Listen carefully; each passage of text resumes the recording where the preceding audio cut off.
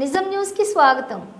ప్రజా సమస్యలకు సంబంధించిన దరఖాస్తులను సత్వరమే పరిశీలించి పరిష్కరించాలని జిల్లా కలెక్టర్ విజయేంద్ర బోయి జిల్లా అధికారులను ఆదేశించారు।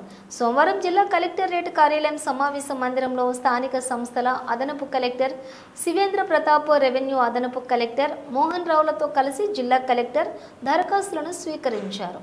అర్జీదారుల దరఖాస్తులలో పేర్కొన్న సమస్యలపై క్షుణ్ణంగా పరిశీలించి వెంటనే పరిష్కరించుటకు తగిన చర్యలు తీసుకోవాలని సంబంధిత శాఖ అధికారులను కలెక్టర్ ఆదేశించారు।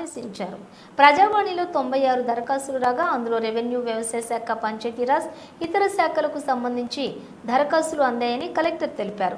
ప్రజావాణి అనంతరం జిల్లా అధికారుల సమన్వయ సమావేశంలో జిల్లా కలెక్టర్ మాట్లాడుతూ వర్షాకాలంలో డెంగ్యూ, సీజనల్ వ్యాధుల నియంత్రణకు పారిశుద్ధ్య చర్యలు తీసుకోవాలని, నీరు నిల్వ లేకుండా చూడాలని, త్రాగునీటి వనరుల వద్ద పరిశుభ్రత చర్యలు చేపట్టాలని ఆదేశించారు।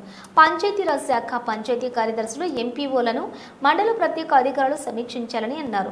10 మంది కంటే ఎక్కువ ఉన్న పని ప్రదేశాలలో మహిళలపై లైంగిక వేధింపులను పరిశీలించేందుకు అంతర్గత ఫిర్యాదుల కమిటీలలో ఉన్న మహిళా సభ్యులలో కొత్తగా వచ్చిన వారి వివరాలు అప్డేట్ చేసి మహిళా శిశు సంక్షేమ శాఖకు పంపించాలని ఆదేశించారు।